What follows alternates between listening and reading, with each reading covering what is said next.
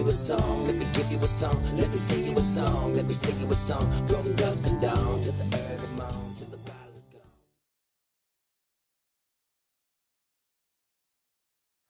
Hi folks, welcome to Justy Tracks BC.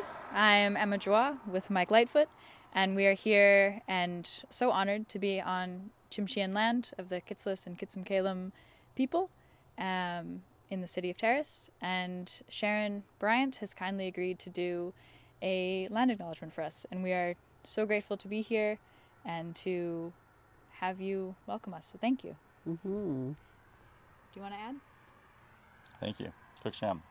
Oh, I wacht oix at Newsom, Emma and Mike, for honoring the Lakubim Tsimshian, the territory of the Tsimshian people. Simgigat, Sigam Hananach, Lagigigat, Abawalsik, Archani Nagaragalzabam, Kitsam Kalam, Kitsalasu. I'm Gordon Walnesis. I'm happy to meet you, both of you. Very honored.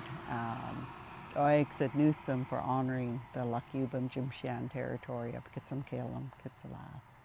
We welcome you. Tlabatlaskan, our cedar mat is out, and we welcome you here to the territory of the Tsimshian Nation. And Lakdau Gabau Dwayu is my traditional name. Ada Sharon Bryant, my English name. Waps Wadiwai, Samoygat Wadiwai is the house I come out of. Lucky Boo, Deep Dago. Lucky Boo is my crest. And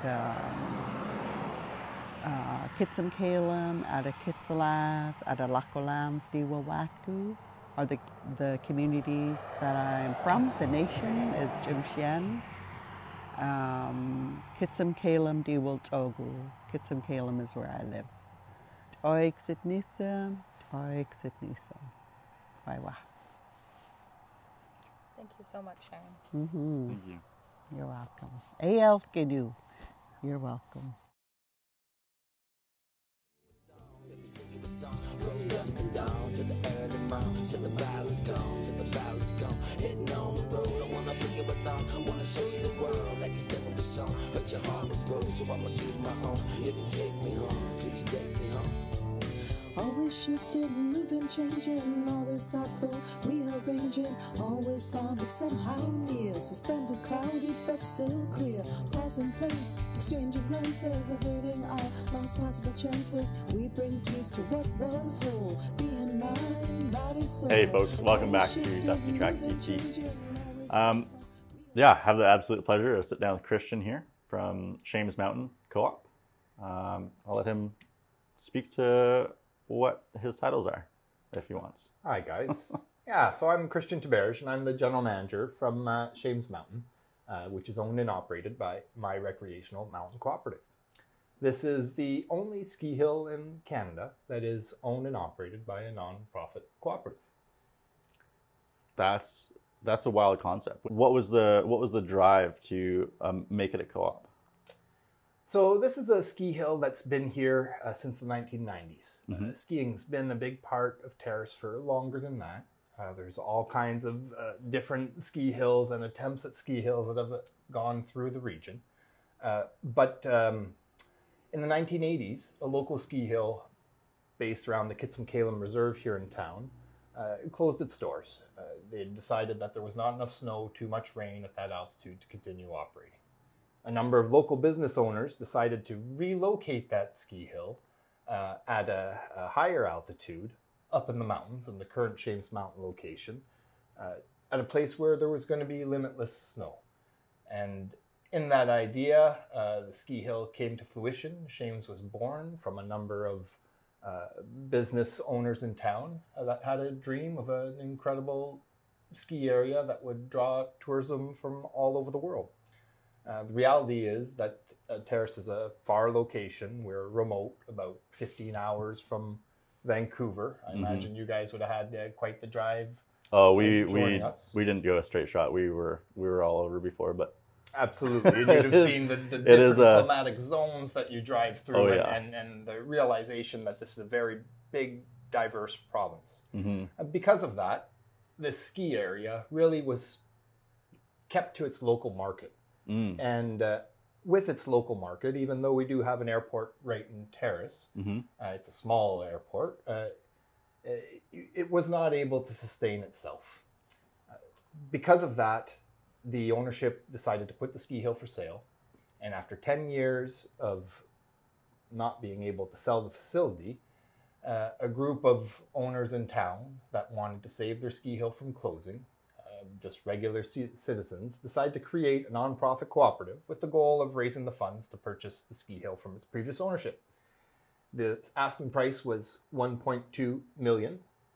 And in 1 year of fundraising, everything from selling pet rocks to bake sales, and of course, selling shares for this newly formed cooperative at $300 a piece, the cooperative raised $680,000. So a far cry from the asking price, but the previous ownership decided to sell the ski hill to the cooperative because they wanted to keep the ski hill in the community and could see that the community here had a good plan going forward.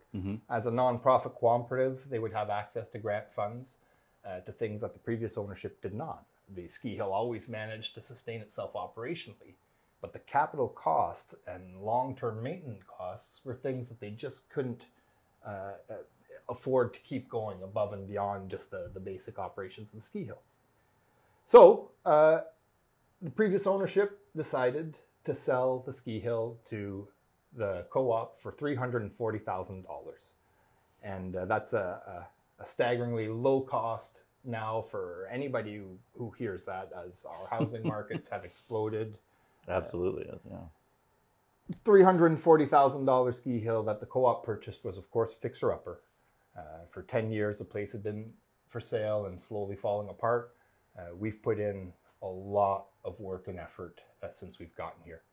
The asset valuation has gone from $800,000 to now closer to $3 million over the past 12 years, with almost all of that investment coming directly from grant funding, corporate contributions, and various other local community funds. That's wild. What's I that? just want to adjust your mic. Oh, sure. It's really good, but I'm just now you guys are even. Sure. Thank you. Thank you. Sorry. No, all good. That might happen from time to time. That's okay. Well, yeah, and we can also interact with Emma and the camera as well if you want to shout out to your kids or. Oh, wonderful! Hi guys, everybody's watching right now. As a co-op, are citizens allowed to, or Terracites allowed to buy in, or is anyone allowed to buy into it still? Absolutely. We still do probably 100 shares a year, if not more. Oh yeah. We have a program to enroll kids into the membership as well, the Junior Shredder program that's prorated. So the membership is continuing to grow. Originally, what was the number to get us to 680,000? I want to say, members. I want to say that when the co-op purchased the ski hill, we had about 800 or 900 co-op members, including business members that paid extra for their shares. Now we're around 2,600 co-op members. So it's great to see that number continue to grow, at a good rate. People want to be part of this story, of this place.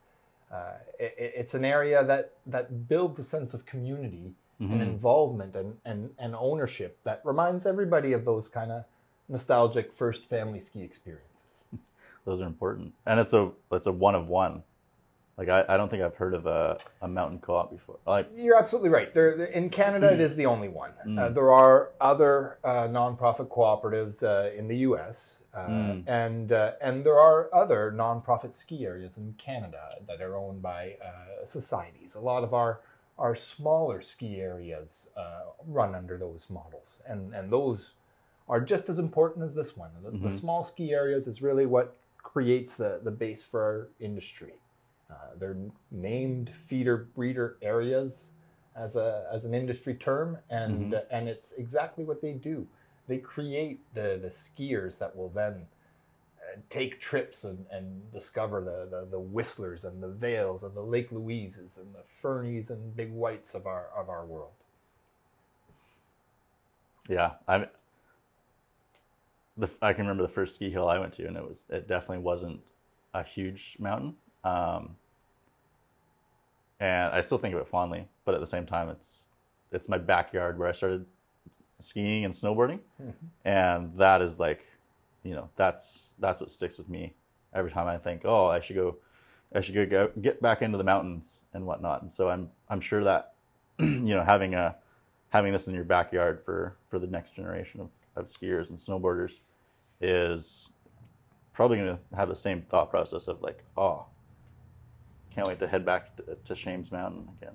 It's huge. Areas like this, we started off talking about how far and rural we were.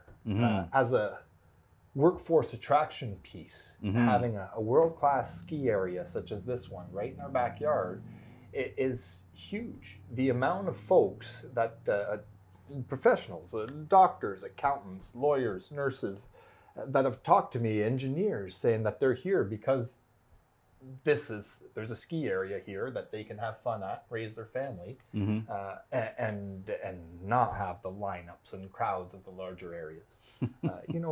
If the ski hill was to go away, it would have a huge impact on our community. We've seen the impacts of some of these ski areas being down. I think of the lift in Kimberley that burnt down, or the Sea to Sky that was cut. And the impact, the economic impact that it has on the communities to have these assets be unavailable is horrendous. So certainly we play a huge role here, and it is such a unique opportunity to be at a ski hill that was built with the idea of being a big giant place, but that only has a few of us here. We get world-class terrain and snow with the crowds of your nostalgic first ski area. I can bet. How Another faulty one. we have the power of editing.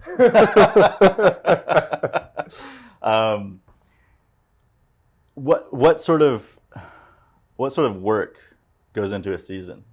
Like I've worked at 2 seasons at a ski hill. I was quite young, and I was blissfully unaware of the day-to-day, season to season, beginning to end. Oh, Michael, process. You're not alone. I think most people think a ski hill turns on like a light switch. Sure. My job starts on the day that we open and ends on the day that we close. I bet there's so much more of it. So many folks are asking me what I'm doing on the summer now that the ski hill isn't running.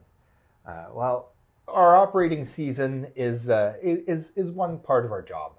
I think that's probably a quarter of our job, and it's only 4 or 5 months, which is pretty close to a quarter of the year or a third of the year. And of course we have our pre-season, which is getting ready, getting all our equipment ready, making sure that we've got all the supplies and everything that we need to physically run the ski hill. Our bamboo, our fence lines, all the maintenance work on the snowcats, lifts, buildings, everything that you can imagine for getting ready. In the summer months is when we are now in the hiring and selling and pre-selling of all our products. So this is about when we've got and our maintenance starts up as well. So that's when we install our new projects. Build if it's a new lift or if it's a new deck or whatever it is that's on the table maintenance wise. And then in the spring is when we are then finishing the previous season, making sure all the accounting is done, and starting to launch the next season's sales and plan the next season. So it's a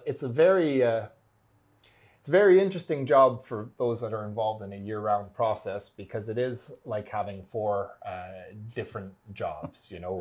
a kind of analyzing reporting job at the end of the season, moving into a sales job in the summer, getting into final preparations, and then the 5-month operating season. And once the snow really starts falling, and we get those legendary dumps that we're used to here, you know, a meter a week, every week in February, suddenly you end up really knowing why you're doing this. Everybody's so happy. And you know, anything that was in the way is now gone and brushed aside to just enjoy that day and that moment.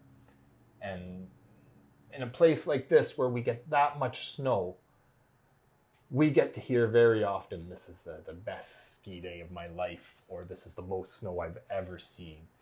And getting to hear those comments really, really, you know. It's the driver. Yeah, exactly. Keeps you going through the summer sales. Yeah, summer sales. Fun.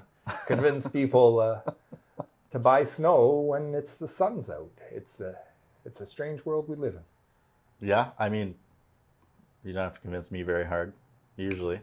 No, we understand, and the business is formed around this. We need folks to pre-purchase what they're going to need for the winter to get the best rates, and to give us the seed money to get ready to start operating. Absolutely. How long do those? I was looking online, and you sell ticket books. How long do those last for, typically? Well, we've got our books of 12 that we sell. They last for 2 years. And it's, so for 2 seasons. So that way we found a program to be able to not cannibalize our season's past sales by offering something that was going to be greatly cheaper, right? But by offering something that's going to have a longer shelf life, allowing folks to decide if the conditions aren't what they're looking for to use their tickets, to hold on to them for the next year. That's also phenomenal. Allows a couple to split 12 visits. You know, that way, instead of someone committing to about 10 days of skiing, which is the value of a season's pass, someone is then, you know, committing to about that amount over 2 years. So certainly access is a big push and reason for all our decisions. You know, our cornerstones are accessibility, sustainability, innovation, and affordability. So it is it's challenging to keep a balance between all those cornerstones and continue to deliver a great product. That's why I didn't realize they roll over into the next year at a price point of, I think I saw like $750, under $750. Yes, well, those ones that you saw at $750 are the leftover ones from the previous one that only have 1 year left at them. So they're $900 for 12 tickets that are good for 2 years. Still, that's and I think it's quite good. And even in our region here, pricing is expensive. And I apologize to cut you off a bit here, Michael. No. But family is key. So as much as we've increased the adult tickets, we've really decreased the kids' tickets. 6 and under is free. And 6 and under is free. And 12, their junior category, 12 and under, is a $99 season's pass if you're a co-op member. So our focus on really keeping kids cheap and affordable, and then allowing parents to take advantage of a family discount on top of that, has really allowed us to keep the future of our ski area top of mind, so that these kids, we're breeding our next skiers that are going to be here to sustain us when we can't run this place anymore. That's phenomenal. I think that's a great way to light that fire in somebody. Keep it accessible. Yeah, like I think you're holding to access. I'm not sure if, you know, everyone's able to run up the hill at certain ages, but that is phenomenal. Does Shames Mountain have any program in town where they work with businesses to sponsor kids or sponsor anyone? Not necessarily. It is exactly the direction that we're moving in, is to get our business community to help sponsor more than infrastructure and capital replacements. Right. Currently, we go to our business community when we need a new snowcat and to raise the funds for that. We're now moving into looking for funds to help with programming. Everything from events to some of the different programs that we run. I don't believe that we'd be looking here at getting our child pass subsidized by the business community. We're essentially subsidizing our child pass by the adult pass. For sure. And it is our individual adults that are subsidizing the family adults and family passes. What we are looking at our business community is our other programs, such as our Indigenous Adventure Pass. We offer a 50% discount to anybody who's Indigenous or Métis. And we do that, again, on that accessibility part. We know that this is a traditionally non-skiing demographic. So making the sport easier to access for that specific demographic that represents almost 50% of our local population here is a very, very big step. We are very, very fortunate to get to play and live on the traditional territory of the Tsimshian people. The ski hill specifically is where the Kitsum-Kalem Band, Metlakatla Band, and Lex Liam have claims. And working with these bands and ensuring that their representation is there at the ski hill is a big step in us moving forward. And I believe that Indigenous partnership is a huge step in any development in our province and certainly in our recreational areas going forward. That's really cool to hear. We're in the steps of reconciliation. Our province is working hard to try to get a lot of these agreements done. And it's important that all of us who are stewards of this land keep that lens top of mind and recognize that. Absolutely, yeah. Is that a program that's recently implemented? I think the Indigenous Adventure Pass started maybe on the first year of the pandemic, just to complicate things. You know, in the middle of a new computer system, there were certainly some challenges in administrating this new program. But I think those are just challenges that came with administrating a new computer system in general. Now, a few years in, we've managed to really tweak that program. And I think its strongest focus is often on the lesson and rental side, because that's where we're seeing new participation and new engagement. Right. You know, to offer 50% off on lessons is where we really see the program being strong and developing new skiers. And we combine that, of course, with our beginner hill being free as well.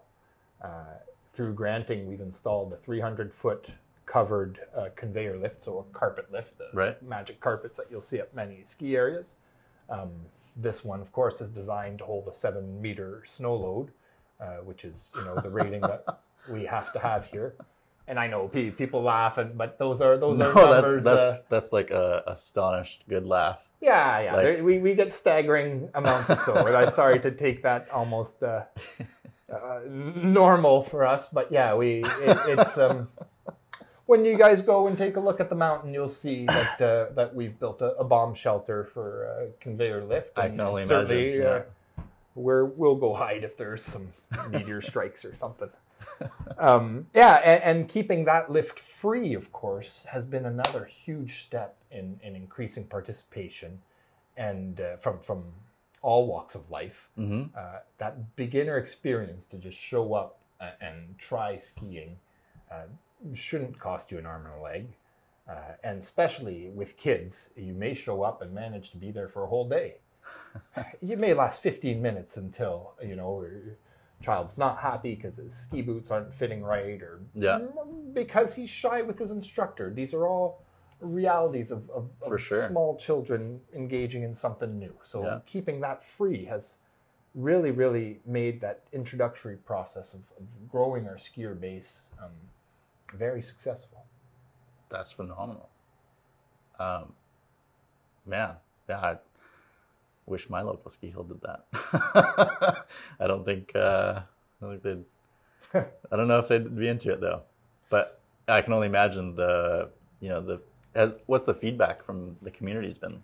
It's great. From that. I think our beginner lift, everybody's called it a game changer. Yeah. And certainly by bringing in something that's accessible, that's easy for anybody to do, has allowed for non-skiing families to just show up and try. In the past, when we were looking at a handle toe, and I don't know how many of you out there have seen these old lifts, but they were a handle that you'd grab onto and it yanked you up the mountain, sometimes dislocating a shoulder, sometimes ripping you out of your skis. But it was a show, and you certainly needed good physical ability and decent ski experience if you were going to navigate one of these lifts. Yeah. And if you were going to navigate it with a beginner skier. So bringing in something to make it easy for everybody has lowered the age of our young skiers by about 2 or 3 years old, and has brought a whole community scene of beginner traffic and families hanging out on our beginner lift, which in the past was, something that parents couldn't wait to get away from. It's almost created a babysitter for our kids now. The parents can leave their kids on the beginner lift and go do a lap. Usually there'll be at least one parent staying. Please leave one parent watching the kids, guys, if you take that idea. It's way, way easier to find you when we know that you've left. Yeah. That's, man. Yeah, phenomenal. I'm guessing that's also gonna, add fuel to that fire that's been sparked already, and then drive it further down in the population to then come back and put their efforts back into Shames, because I'm imagining all of your staff are they're there because they want to be there. Yeah. Or I would imagine. Absolutely, yeah. No, it's a good point. A lot of our recreational facilities, sports, events, and things that we have in our country in general happen because of the passion and dedication of folks that really care. Everything from little league soccer and baseball to running these little ski areas. We can't afford industry rates here. A millwright working at a ski hill could leave and make twice as much working for industry the next day.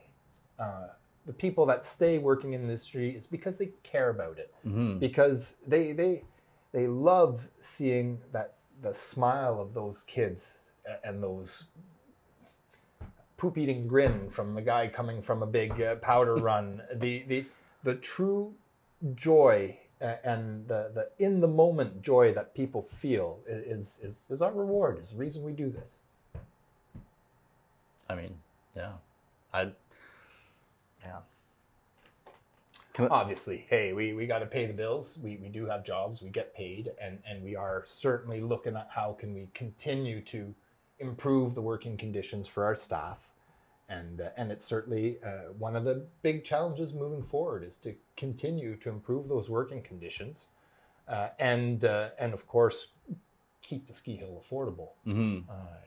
We've had folks suggest that, hey, you need to spend and pay $30 an hour for your staff, and we can't have that kind of an impact on our expenses without having to increase the tickets to a price we don't want to see. And so it is a very, very challenging balance, something we are working hard towards achieving, be it through subsidies or what, but we want to be able to improve that.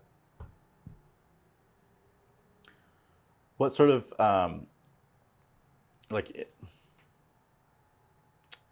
what sort of plans do you have for next year, this coming season?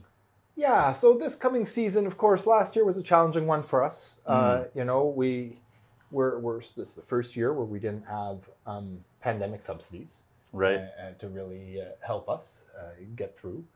And we saw that impact, certainly with the increased fuel costs. Shames, of course, is fully off the grid. So we have our own little fleet of diesel generators that we run to both to have power, water, and also, of course, to move our lifts and move people up and down the mountain. And you can imagine, pre-pandemic, fuels increased almost 100%. Certainly on the diesel side, and that's a huge impact on small businesses like us. So to curtail these rising costs, we surveyed our membership to see in which direction they'd like us to go. If they'd like to see us increase costs and keep the operation the same, or if we should look at reducing operating days or creating new programming or a combination of. And what we've gotten to was a reduction in operating days from previously we were a Thursday to Monday operation. Right. And now we're going to be a Thursday to Sunday operation. So it sucks to have to take a step backwards like that, but we also need to secure this business to be here. This is a cooperative. This isn't something that has one wealthy owner that we can go to at the top and say, hey man, we had a tough year. Do you think you could give us a little bit more? So certainly we need to be very cautious on how we operate.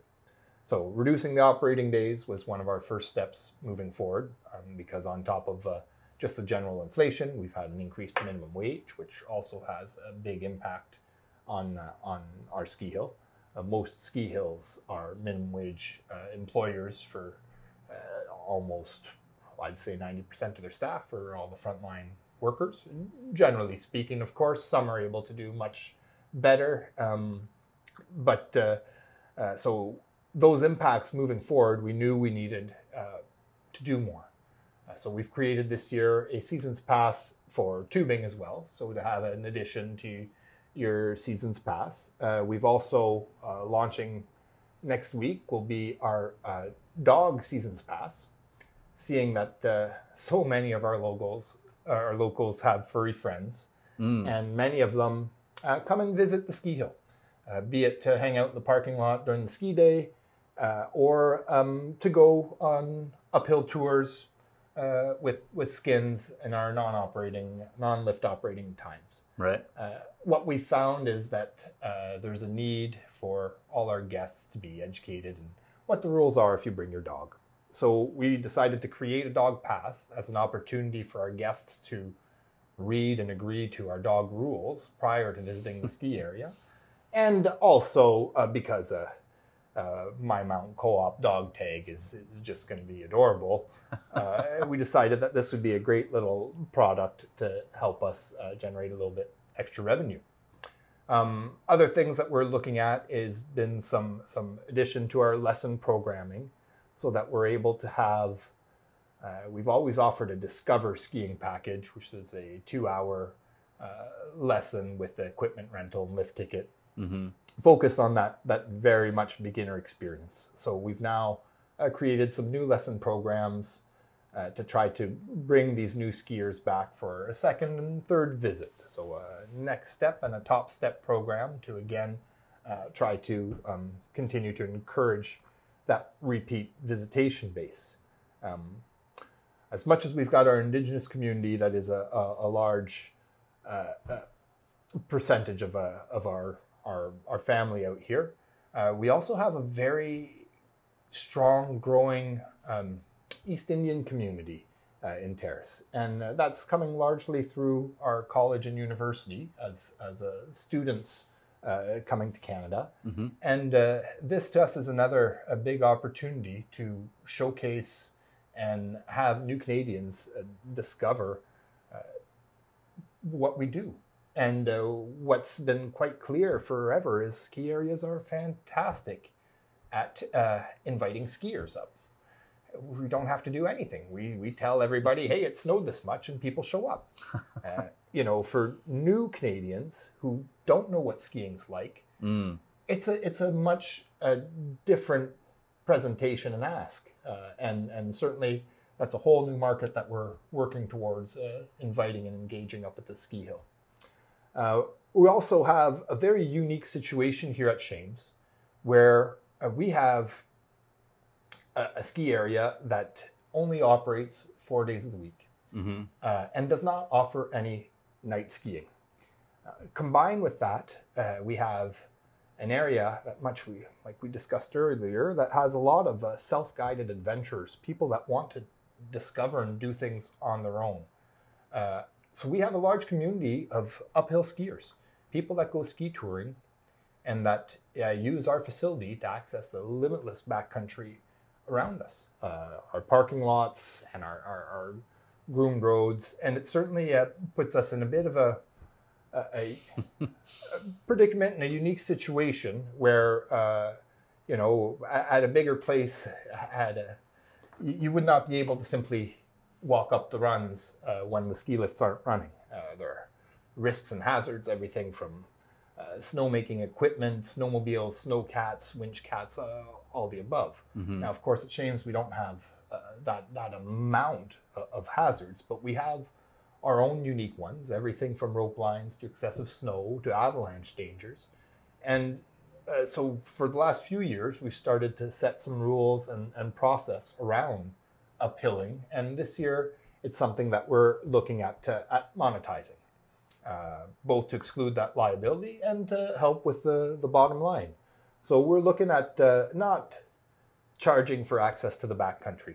That's been suggested, and that's not at all what we're doing. There's access to the backcountry all over the place and in every direction. What we're looking at is monetizing the passage through our area boundary when our lifts aren't running. And in doing so, we're looking at excluding our liability, so that folks aren't putting the ski hill in a litigious predicament by using it after hours. So similar to the dog pass, you're encouraging folks to read what the liability is if you choose to go up the run or choose to use chains to access backcountry. Absolutely. So very similar, but of course, the difference is in the litigious side, I guess.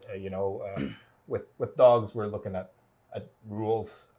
Here, we're looking at excluding our liability. So folks agreeing that they're not going to sue if they have an incident while we're not there. The pooch, we don't believe will bring up his doggy attorneys. Yeah. I imagine, beyond Shames, was it 38, 36 runs? 28 runs, yeah. 28, sorry, pardon me. I imagine there's just a wealth of backcountry. It's incredible. I've had someone tell me that Shames is the best slack country in the known universe, slack country being a term for a backcountry access that's close by. I've had folks from Jackson Hole tell me that our inbounds terrain looks like the backcountry terrain at Jackson Hole. We know that the product around Shames is the global destination attractor, and it's an incredible product, and it's a great experience for people to discover. The coastal snowpack is one of the best ones around. Very much like an Alaska snowpack, something that's considered to be stable. Of course, this is never something 100%. This is always something that fluctuates. And in recent years and climate change, we have seen more strange and hazardous avalanche activity in the region. It's a region with good forecasting and with very, very strong avalanche control programs from the highways, sea, and everything when we're in the mountains like this. But it's certainly a very unique part of our business, this limitless backcountry, and of course, finding a way to increase revenue without having to increase everyone's cost is our mission moving forward here. So we certainly incur some costs when we're not open. We run generators, plow our parking lots, and all those things. So this is a way that will help us recuperate some of those costs. Now, lastly, the big step that we've taken for this season, and I alluded to it a little bit earlier, and it is the corporate community helping us with much of our programming and much of our events and our extras. We want our ski hill to be the place to be. As I mentioned earlier, when it snows, everybody shows up. It's easy. But when it doesn't snow, we want folks to still want to come up the ski hill. We want to have enough activities, bands, face painting, balloon clowns, races, rail jams, enough events to really make the ski hill somewhere to be regardless. And in a region like this, I can tell you that we're often above the clouds in beautiful snowy weather rather than dreary below the clouds rainy town life. And so certainly we want folks to come up. For that to be possible, we need our business community to help us. We need, when we put on a band, for example, a band can cost us, $500 to $1,000. And we'll generate maybe another $1,000 to $1,500 in sales in our bar. Of course, that little profit there doesn't have food cost involved in it as well. Right. So once you start factoring food costs, you've brought in a lot of extra work for almost no net gain. If we can flip that script and have our corporate community help us with the cost for the band, then the net gain can stay in for the ski hill, and the company can get the exposure for helping us out. And more corporate exposure opportunities that will help us sponsor and pay for activities to increase the experience is what's going to allow us to really have a fun bomber season and not have to increase any prices. Who are you? Well, I don't know if I should ask that. What's your range of not corporate handshakes? What's the scope of the clientele of the corporate side that you're trying to reach? So it's a very, very broad scope. In the past, there was an attempt to really look at corporate sponsorship as being, kind of a one-time offerings. Right. So, a company that has changed names, but Rio Tinto, for example, which is now Rio Tinto, previously was Alcan when I got here, and moved to Rio Tinto Alcan, and now Rio Tinto. In the beginning, there was many contributions to come just to help the co-op take off and get going.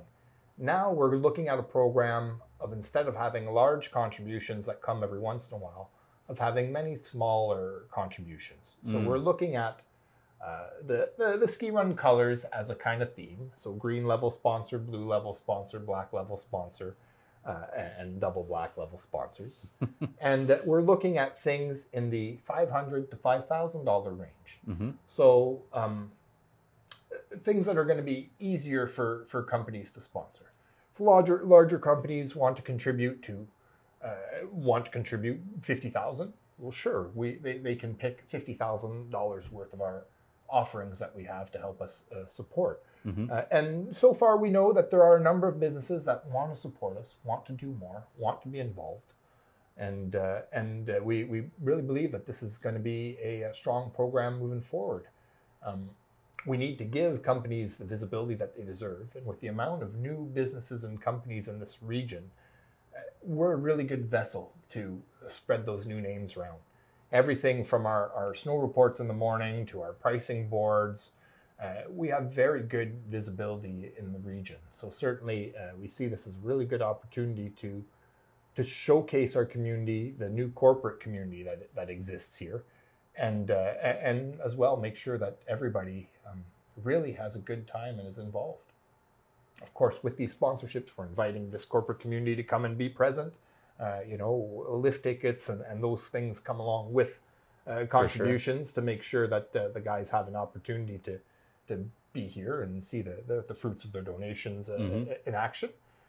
And yeah, we're pretty excited about this stuff moving forward. We know how much fun we have with our events, so more events is really an exciting thing to look forward to. Yeah, that's just going to drive that fire deeper into the newer generation, and and you know, really it's just reinvesting in your community when you step back and look at it, because you're creating an environment for, you know, people to go and enjoy the outdoors. You know, whether or not it's sunny up there, whether or not it snowed, it's a good place to go hang, and especially now, for sure. You're coming back out of a wild time the last couple of years. Yeah. Very different time. Yeah, it's nice to see us coming out to the other side of this, and you know, it's yeah, the world almost turned off and got put on hold. So certainly there are the stuff that was piling up on the side of our desk got bigger, but now we're starting to really tackle it, and it's positive. You know, another new development that's come for this season. I forgot to mention this is that we're going to be doing facility rentals to be able to be available for Christmas parties. We have a gap in early December where we have not started to work full time yet, and we have employees that are starving for some bigger paychecks, and we have a facility that's sitting empty. So we're going to be looking at doing a night tubing and Christmas parties. And with the size of our facility, we'll hopefully be able to take some of the larger companies in town or partnerships of companies and really host a unique, fun night experience up at Shames. That'd be great. Yeah. A few night events at the local hill. Absolutely. Yeah. The more I talk about it, the more I'm like, oh, we should come back up here in the winter, Emma. Definitely. Well, it's pretty easy, guys. You know, the flights in from Vancouver are an hour and a half flight. It is a very, very easy experience. If you compare your cost of your flight up here to the cost of you going to Whistler for a weekend, you're going to be very comparable. By the time you've got your hotel and your food and your crazy fees over in some of the resorts down there, it's quite a different experience and very, very easy to do. One of the loveliest airports around, in and out, no waits, no complications. We've been talking about a ski vacation for quite a while, and it's always hampered by either work comes up and we're nailed down to wherever we are, or you know, something unpredictable happens like the pandemic last couple of years there. But you know, Michael, skiing isn't the only thing we've got here, and certainly I think of the Nass and the experience that you can get going up in the Nass here. Indigenous tourism is huge in our region, and there's lots and lots to see. So I hope that you guys take the opportunity to see a lot of the other lovely resources that we have around here. You know, the sockeye fisheries opened up. People are fishing now. It's quite a sight to see if you haven't seen it before. And really, it's a wonderful, wonderful place. Much more than just skiing. Yeah, I mean, Terrace has so much to offer. Like I was saying before, like I think it.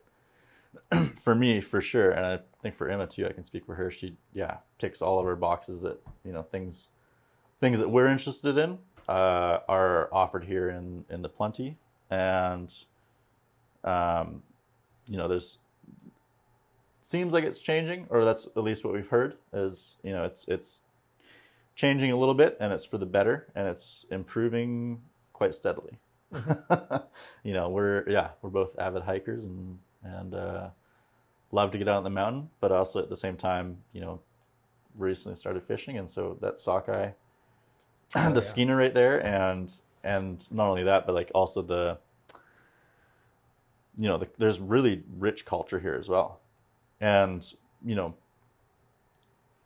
picking up that Discover Terrace put up by Tourism Terrace is like, it's really eye catching, But not only that, it was also informative in a way that it, you know, left something to be sought out, and it just didn't just hammer the facts on it. It gave you, it just kind of dangled the bait right in front of your eyes and let you you know, decide whether or not you're gonna go and pursue that. That's nice to hear, because certainly that guide, much like I said, this is an area that's aimed for that kind of self-guided adventure, and I'm glad that kind of resonated in there. Gave you Absolutely, yeah. Made you want to see more. Yeah. Looking forward to exploring everything else that Terrace has to offer, because man, we have only scraped the surface so far. I'm also really excited. What, in your opinion, or your family's opinion, because you ski with your family a lot, you said, what's the family favorite run on Shames Mountain? Boy, on Shames Mountain. Or keep it a secret. That's also an option. I mean, we it can brush depends past what we're looking for. If I'm with my kids and family, especially with my youngest, we want to ski Python, which is a snaky gladed run through the trees. Lots of fun. And if I'm with my boy or my friends in some deep snow, I mean, Hangover is the place to go in the morning. We'll have to take a look at those, and hopefully, like we mentioned earlier, or like we were discussing earlier. Absolutely, looking forward to it, and looking forward to seeing the lovely shots that you guys get. Yeah. I'd love to come back here in the winter, and I've a TV, computer monitor over here on the off camera, and that's just been on repeat, just different shot after different shot of eye-catching, extremely distracting shots of everything snow. It certainly is one of the most scenic ski areas in the world. I know I'm biased, but I'm also very, very well traveled. And I think you have and it is something to see, folks. If you get a chance to come up here, you should come discover it. Absolutely. But also, it's really far away, so don't worry about it. Just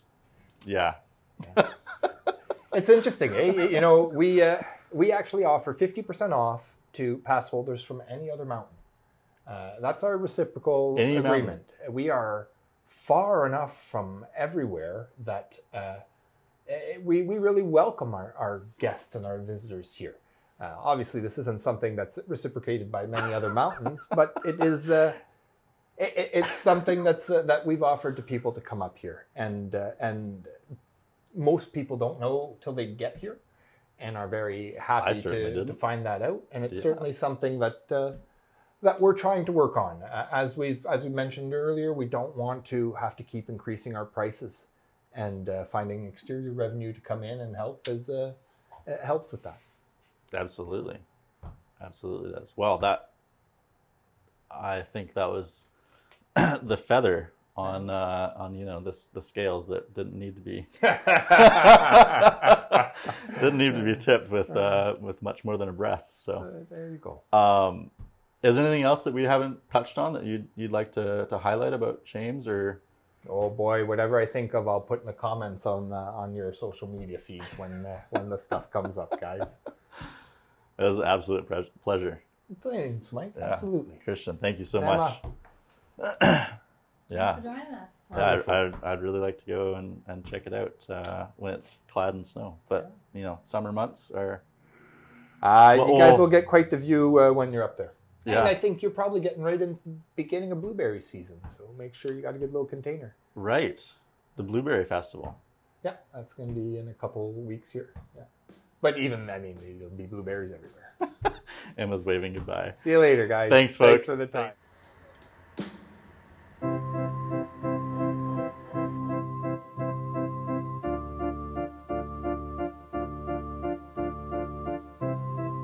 Hey, folks. Welcome back to Dusty Tracks BC. I'm Mike, and I'm sitting here with Hugo. Hi. Nice to meet you. Yeah. Do you want to introduce yourself a little bit more? Sure. Yeah.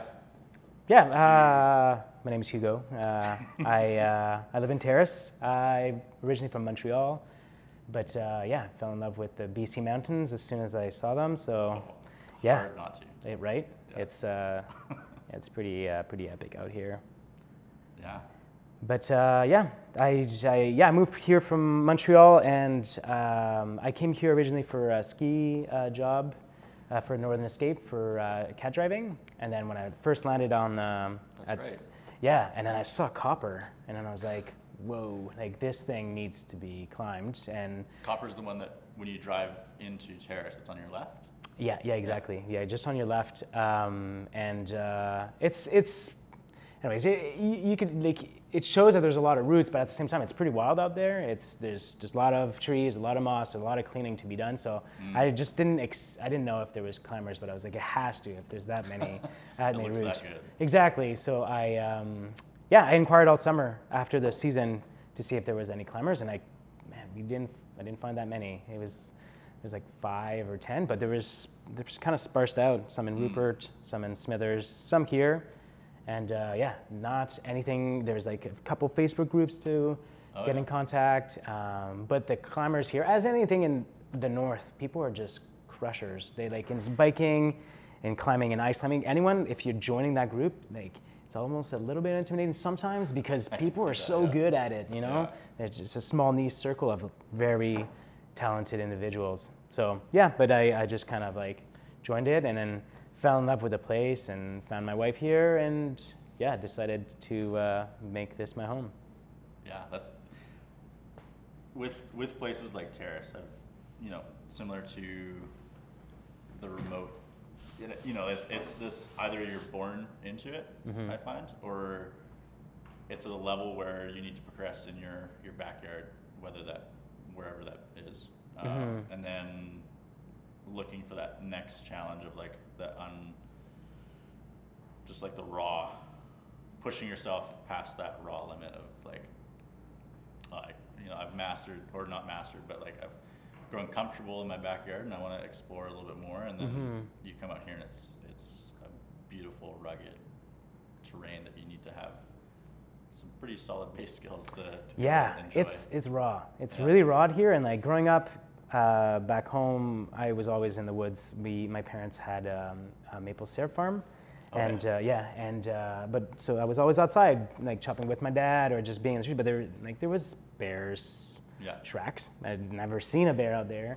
Oh yeah. Yeah, so like coming out here, like and knowing like there's just things, like you have to like let's say I go camping with my daughters and I'm like, okay, well I can't just like go and have a good time and not like leave my garbage everywhere and just sleep. Like that's not the mentality here. People are like on it, because you're like, well, you can see a bear pretty quickly if you don't take care. So I like that. I think it's nice to have the challenging aspect of living in BC and like being in the rawest place where you could be like, well, either be scared and not participate or like understand that there is risk, participate, and then like enjoy it to the max. Because I don't know if you're familiar with the levels of fun. Anyways, level 1, level 2, level 3. Level 1 is like it's fun when you're doing it and it's fun after the fact. Level 2 is it's when you're doing it, it's not fun, and then after it's fun. It's like when you're going up on a hike, right? You're like climbing the top, you're like the whole time you're dreading it. At the top, you're like, that was the best. Worth it. Yeah, and level 3 is just not fun during and after, just kind of like chores when you're a kid, I guess. This is like level 2 fun all the time. And level 2 fun is like I taught in China for a bunch of kids for outdoor education, and we had the piece of emotional intelligence attached to every activity we would do. And one thing we would attach and talk about often is that when you're in your comfort zone, it's great, and everyone loves to be in there. And then getting out of your comfort zone is something that we talk often, and we hear at school and we hear about, but there's an actual third step, and it makes the seam of going out of your comfort zone a little bit easier because there's the panic zone. So you have the comfort zone, the learning zone, and the panic zone. And when you're in the learning zone, that's where your level is fun, of level 1, level 2, level 3. And then I went into, it's on the tip of my tongue. Comfort zones. So we love the fact that we're in our comfort zone, but when we get out of our comfort zone into the learning zone, that's where you thrive, and that's where it's the hardest to get to because you want to be comfy, but you don't want to go in the panic zone. So it's kind of like a nice buffer zone, and a lot of times when you're with someone that is experienced in something, it kind of removes that panic zone, so then when you go out, you feel like kind of like hugged, you feel like you're in a good place.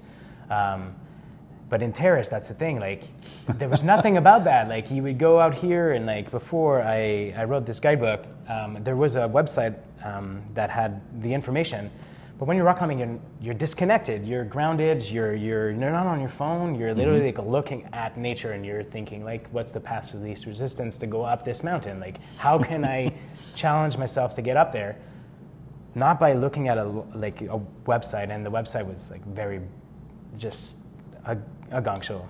So that's why that idea of making a guidebook started from, is just to make it so that people in Terrace, as raw as it is and as scary it is, then make it feel like that little blanket to help you go into the learning zone. Because or else it's just a step right into the panic zone. You know, like they're not gonna enjoy themselves. They're just gonna be stressed. Am I on the right route? Is this too, this feels too hard? This, you know, it's just, it's.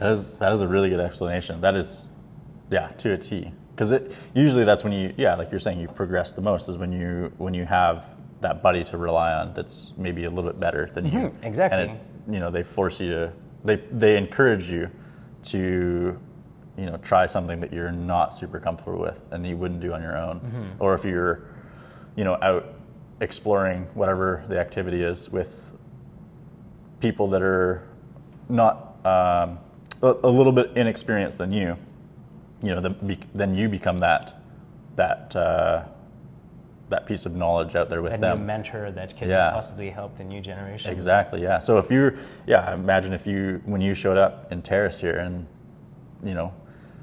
there wasn't a whole lot of intel on local routes and stuff. And, going out there and being like... Yeah, go on, sorry. Oh, no. Must have been a bit of a challenge. Like you were out by yourself, or with like a handful of people climbing? Usually you try to go, well, at least with one person, because you need someone to belay you. Yeah. And sometimes you have groups, and more. Recently, there's been a lot more climbing parties where there's been a lot more, and even like with the society, the Sina Climate Society have been making events where people do so that beginners feel comfortable and not having to go and branch out and going on Facebook group and asking, does anyone know how to climb? Because that's also another. It's hard for people to just ask for help in that sense of being like, oh yeah, I'm the worst for that. Right? Like I'm not very good either. So, so if you make that first approach of being like, hey, this is an event where beginners could come and learn the sport, or then it's a lot more people will slowly come. And that's how we saw the Climbing Society kind of grow, because at the start we were meeting at the physiotherapist's office just behind us. Are they a climber, or are they just a good place to meet? But the one of the person that was a physiotherapist was a climber, but she's also associated with Torca, and like just a very strong community-based individual, and she just helped us find a location. But we were like five to 8 during our meetings, and we were having meetings every month and just kind of talking about it. But the goal was, okay, there's like not many people in Terrace that are climbers. How can we get this going? So we're like, there's a climbing wall at Caledonia. Okay, well, that's a good place to go in the winter. How can we get that? How could that get that going? And then we slowly achieved our goals of getting funding, being able to get climbing at Caledonia in the winters. And then slowly what we're trying to do is getting a little bit more of the younger generation, so that they could feel and scratch that itch of someone that just likes to climb trees. But here, why don't you climb some rock or some plastic and kind of find a new passion, Yeah. So it started from something just to kind of like introduce the words, but it's growing, and every year we see a lot more members in our society, and it's in our festivals and our competitions are getting a lot more traffic, and it's been really nice to be part of it, and seeing it grow. That's what kind of competitions are you doing? So just on July 8th, there was a bouldering competition, and it's, no way. Yeah, and it's going on for the whole month. So there's I don't know if you've got a chance to go see the local store Unbound, but over there they have the sheets, and there's a map that I've created.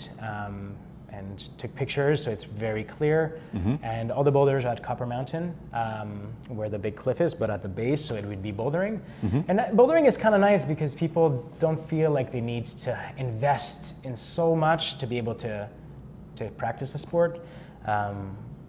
as amazing as it is, and I love it, a lot of our routes are trad, which is you have to place your own gear into the rock as you're climbing, so that if instead of it being a bolt, so that you clip yourself on a bolt while you're climbing, it's a lot less scary than placing your own protection in a crack, that if you fall, that protection, if you didn't place it well, could come out and then you could fall a bit further to your next protection. Right. But as you could think, like to be able to put a protection in a crack, cracks are varies in different sizes, right? So you have to have many different type of protection to be able to protect that crack. Right. So it gets pretty expensive pretty quick, which a lot of people are like, oh, like. That's big investment, I imagine. Exactly. How right? much is what is it, a cam? A cam, yeah. So cams could, well, with inflation now, it's probably up to $60 for one of them. Per one piece of yeah, gear. and it protects from, let's say the range is like maybe half an inch. So like let's say, I mean like, because when you load it, it becomes smaller. And right. when you unload it, it gets bigger. So right. like the range of protection is about half an inch. So you have everything from like as big as this, but so like in my you call it a rack, my rack, I have probably like 25 to 30 cams. So like that's a big investment, right? Yeah. And that's to feel myself comfortable to climb. And you could climb on nuts, you could climb on knots, you could climb on anything, you could just not put any protection, but it's just your comfort level of how you want to climb. So bouldering is nice because you just buy a crash pad, some shoes, some chalk, and you just go in the forest and with your friends and just climb low to the ground and have your friends catch you if you fall, and it's, I don't know, it's nice.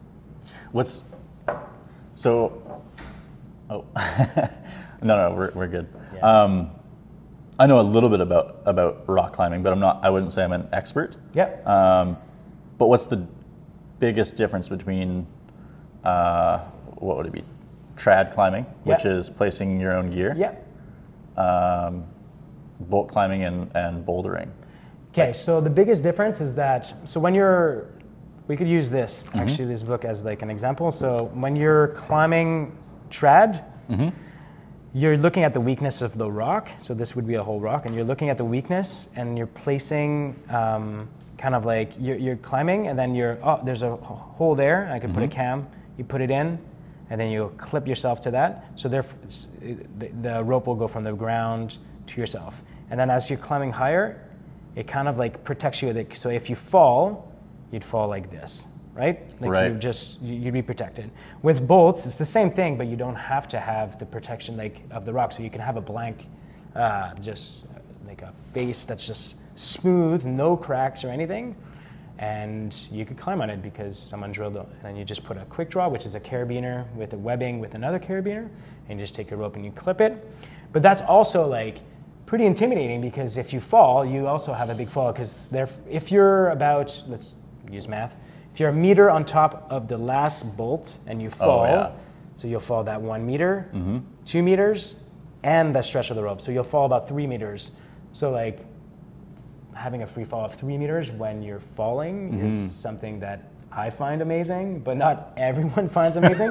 So that's kind of like what throws off a lot of people from climbing. So there's another step that is top rope. So top rope is just, you're at the bottom, you create an anchor at the top, and then the climber's at the bottom. So when you're climbing, the anchors are there. So when you fall, you just put tension on the rope. So you'll fall maybe the stretch of the rope. The stretch of the rope. So it's really nice to introduce climbers that way, just so that they could feel their confidence building up to be like, oh, I think I got it. Like I am comfortable enough with this route so that as I'm climbing up, I don't think I'm gonna fall, so I clip myself up. Because that's technically the goal, you know. And like we give a lot of grief to like Alex Honnold and all those people that free solo, but that's literally the goal, is to be able to climb a route without falling. So like climbing a route that's sport or trad, your goal is to complete the route without falling. That's your personal goal, and you could achieve it. So technically, if you don't put any protection and you didn't fall and you free soloed it, it's kind of the same as just that piece of protection in your mind. You have that extra layer of grounding in and mindfulness, and just really that self. What's the word I'm looking for? Anyways, but you just feel very intuitive with your own body movements to be able to do it. So I don't know. It's just funny that, because all those levels of climbing is, you all want to reach the same goal, as you want to get to the top without falling. So. And then bouldering is the same thing. It's just that it's closer to the ground, but naturally much harder. Right. So like, You're, go on.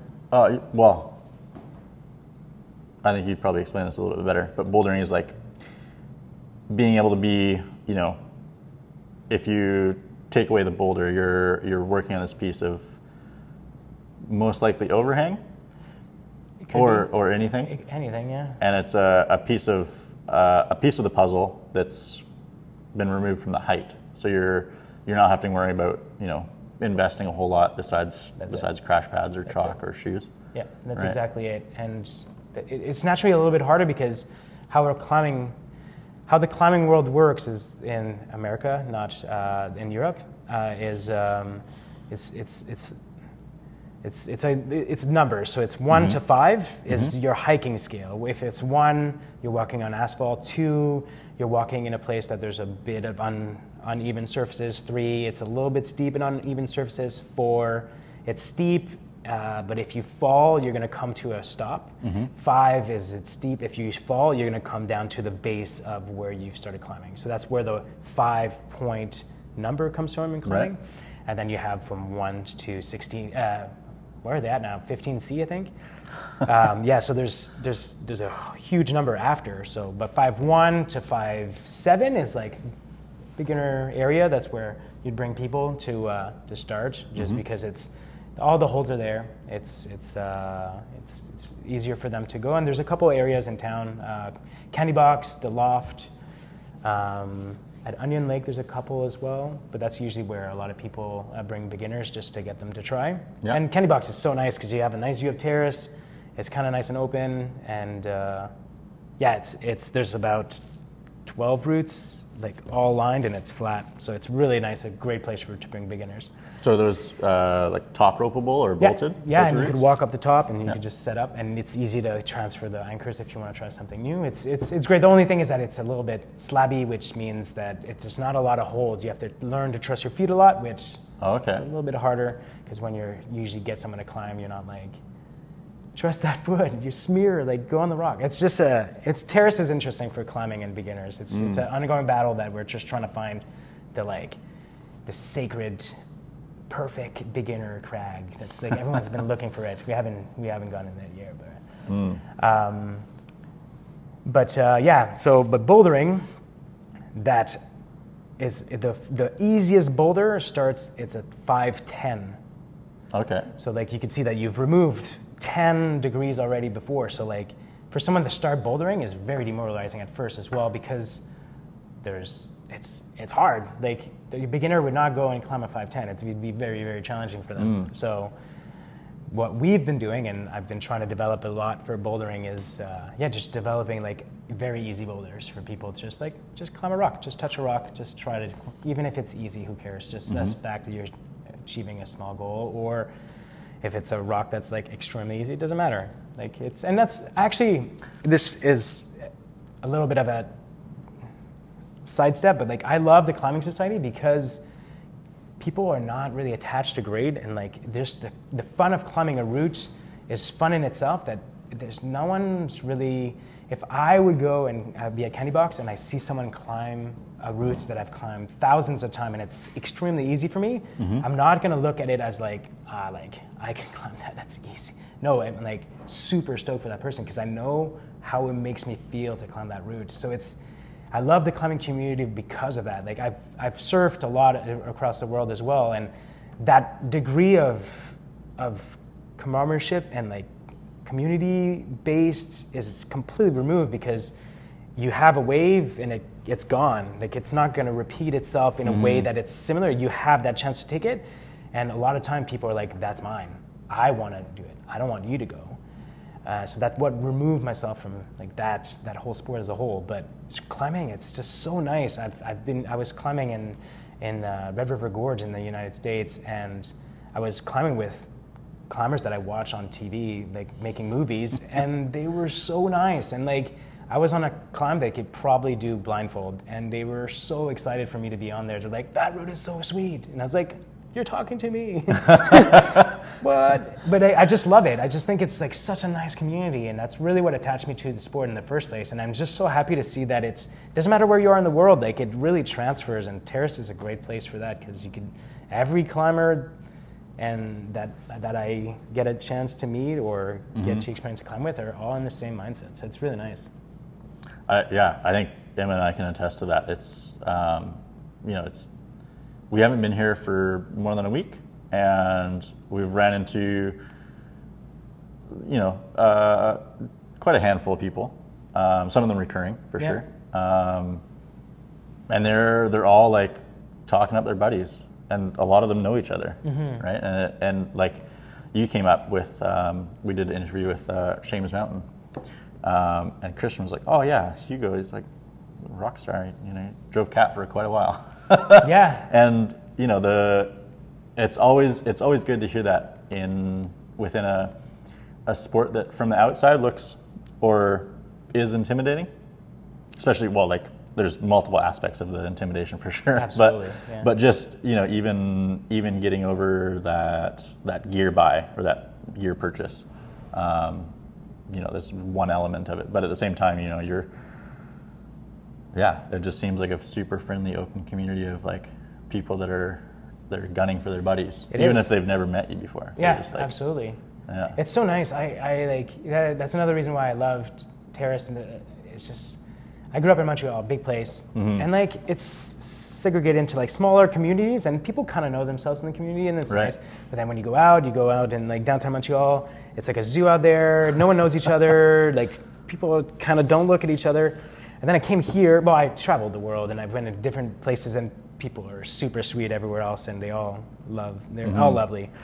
But Terrace, I was like, man, this is so cool. Like, you feel like you're in a community. Like you said, like Christian, legend. Like Christian has done so much for this community, and I feel so privileged to like know him. Like it's not like in Montreal you'd hear about these legends that like I've like pushed into to make sure that people have accessibility for different types of projects, but you don't know them. They're far removed. They're doing their thing, and they have their crew, and I have enough friends and stuff. But like in Terrace, there's so many people that you see that are so involved in the community, and I feel so privileged to get to be part of them, and like calling them acquaintances and friends, and just being able to live my life and bumping into them at Safeway and be like, hey, what's up, Christian? Like my kids go in the same school. Like it just feels so nice to be part of a community, and that's what really brought me to this to Terrace. I'm so happy to be here. Climbing did? Climbing did. And the community? And the community. Well, skiing did. Yeah. Because I was on a climbing trip, and then my good friend told me about the cat driving job. And so I was like, okay, sweet, I came. But then, then I was like, this community is awesome. I could go to a grocery store and not know the cash register and feel like I've known her for my whole lifetime just because she's engaging with me, I was like, this is nice. I think I would like to live that forever, And Here we are, exactly. Yeah. Yeah, I mean, like I said, so far, Terrace has been, it's been pretty sweet here. Yeah. Yeah. But it's really far away, so don't worry about it. Yeah, you probably wouldn't find it on a map ever. Yeah, that's the thing. We've also heard that a lot. Like, don't. It's been interesting. He's like, when I wrote the guidebook, Squamish approached me to be able to sell the book, and it wasn't my decision anymore. I couldn't say like, yeah, let's do it. Let's just branch it out and because that's not it's not mine. It's everyone's community, and like me doing this has an impact towards everything that happens. So like I was really careful on bringing in every decision about the guidebook and where to sell and how to approach this, because that would bring an influx of people, and people in Terrace are pretty secretive about their playground. They're everything, so amazing. Yeah. Even at Shames, like when I first got here 7 years ago, like it would be pretty epic as it is still, but we'd have a powder day, and we'd still be on Shames skiing powder for like the next 3 days, which is epic. It's so good. But now it's like maybe you'll be fine. If it if there's powder in the morning, you'll have some until the end of the day. But the next day, it's kind of like people have skied it out. So just even that, like that extra 3 days of like, people are charging more, you know, they're coming. There's people coming from down south. I have some friends that moved up from here from Whistler, you know, it's a happening place. And I mean, people are always afraid of making this becoming the new Squamish, because I was there, I was living in Whistler in 2011, and Squamish was a nice little town, or Pemberton, and now it's like, it's exploded. It's impossible to live down there. And people are afraid of that happening in Terrace. So definitely, yeah. We have to make sure that the community speaks together to make those decisions, because it's a bigger responsibility than just being like, yeah, sell it. No, it's. Let's speak on that for a little bit. Sure. Where are you? Where are the venues that you've said, yeah, let's sell this book to you? So it kind of like moved around just because it was my wife actually does my taxes, and I try to help, and it was getting so complicated with everything, and I was doing my own bookkeeping. Yes to the wives. Yes. But yeah, I was getting it so complicated, so I was just like, at first we were going to sell them at Misty Rivers, which I think you guys interviewed, and Anna is a lovely lady. She's helped me so much with this. Really solid individual. Good interview too. Yeah. Yeah. Oh, really? I have to watch it, Anna. I'll take a look at that. Then Unbound, Kayleen. I work with Kayleen at Northern Escape, and she's amazing, hardworking, just very community based, and just big heart. And she's helped me a lot with this. So. So it's being sold there, and it's also at the Visit Terrace in Terrace. So as soon as you come in, I was meeting with Liz, and she asked me to get some books, and yeah, I need to order some more. It's just a little bit harder because I have to upfront pay for the printing cost, which now with inflation, it's getting crazy and crazier. And like, I don't want to have this book cost. I'm not making any money with this at all. Like this is very, very like flat, because this is not the goal. The goal of me is not to get rich by selling books. It's just trying to make it accessible to the public. So it's just trying to find a nice balance now with printing costs and the cost of the book. But I had to do a lot of fundraisers at first for the upfront costs, because I was building a house and I did not have the budget to pay for the initial costs. But so I made shirts. Actually, not this shirt. This shirt was just for fun for myself. But I made. I had this idea of making. I like stencils. That's just always the art that I like to do. It's just nice.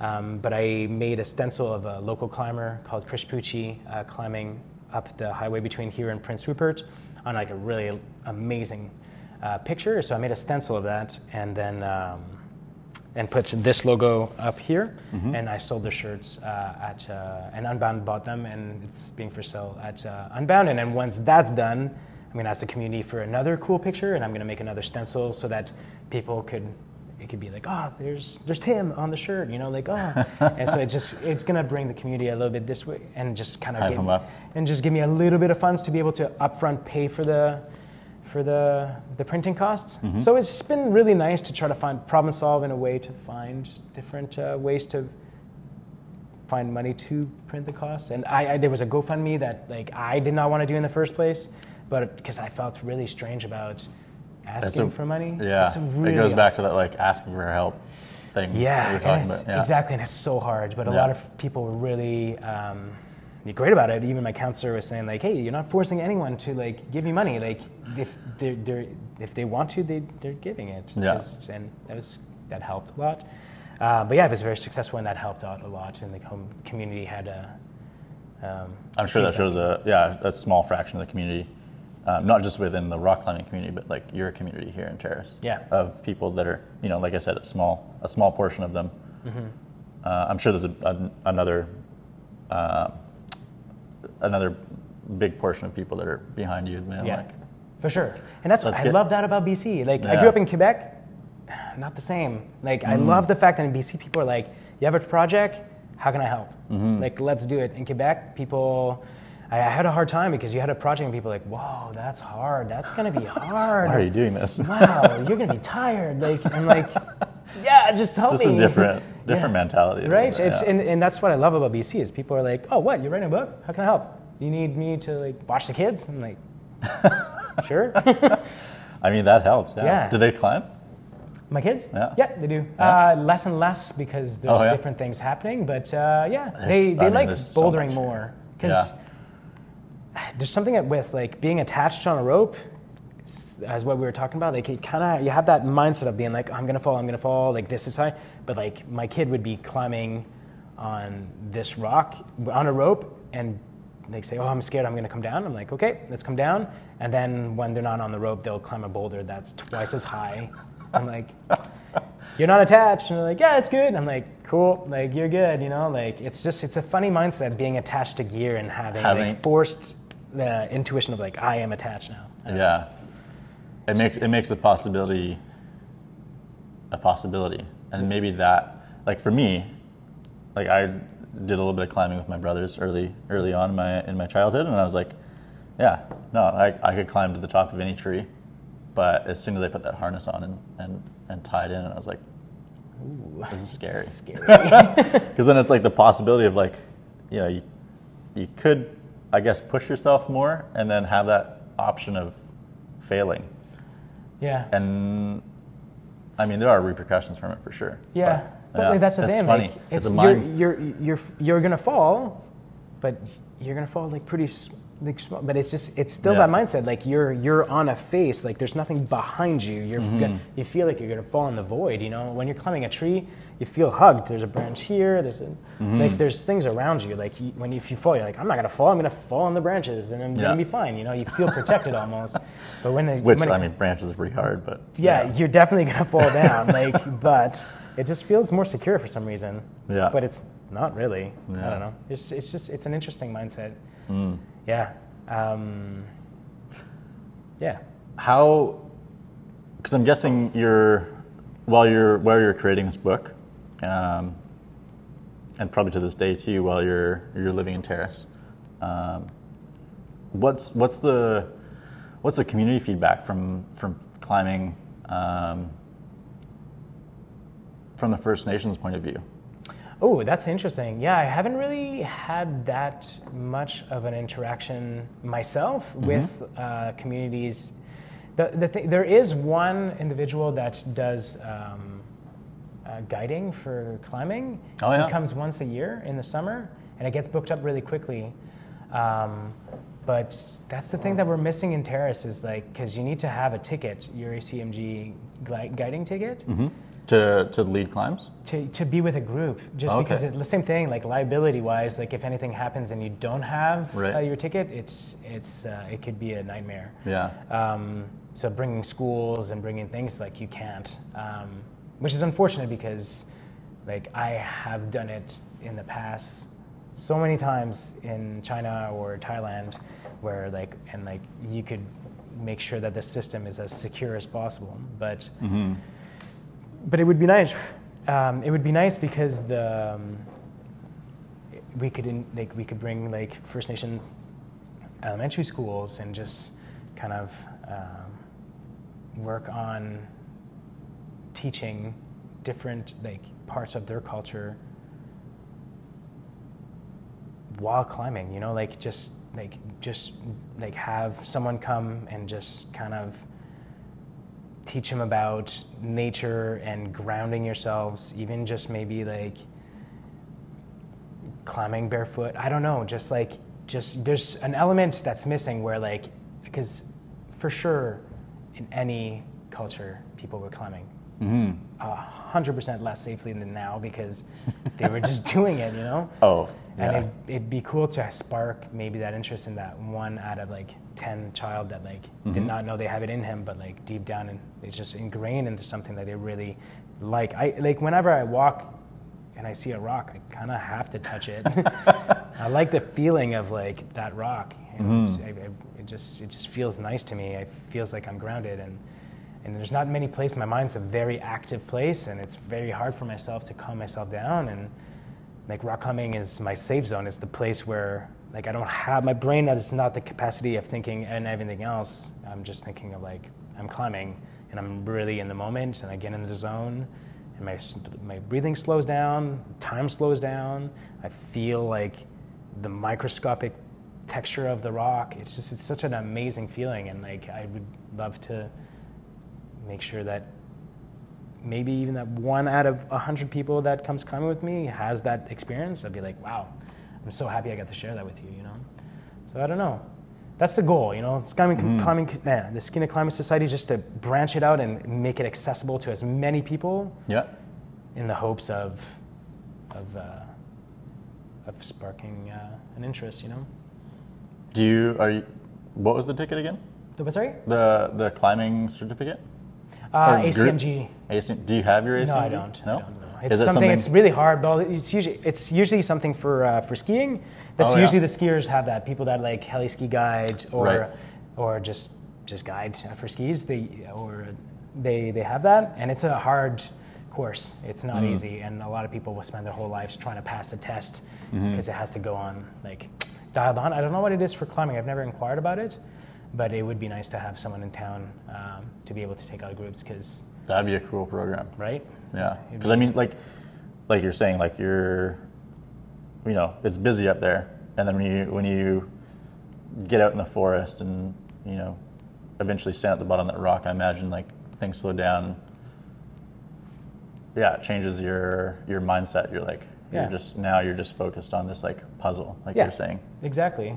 And it's like therapy almost, but like. Yeah, it 100% is too, because you have that element of like anxiety too, right? Like if we were talking about levels of fun before, but that's 100% level 2 fun. Like even now, I love rock climbing, but almost every route that I do is level 2. I hate it during so much, and I like feel the best when I'm at the top. It's just such a good feeling. But then, like you said, mindset, which is a great word for that. When I was in China, we'd sit down before and we make a plan. Be like, okay, like, what do you think you're gonna go through, like emotion-wise, and just try to get them like engaged of like, okay. And then after when they come down, was that close to what you were experiencing? Like, did you know that that's where you were gonna feel? Do you feel proud of yourself? Like leadership roles of like, okay, like how goal settings, how are you gonna. What do you want to get to? Like, where on the rock you want to get to? Okay, now you're going to try to get there, push yourself. And the kids were just enlightened. And over there, they're amazingly smart kids. Kids from Asia, like, amazing. Like, they're pushed academically, like, an incredible amount. But in terms of their own self and emotional intelligence, it's very backwards because they're not encouraged to look within and be like, you have a thought, and that thought is valid. It's mostly like, do it. And go for it.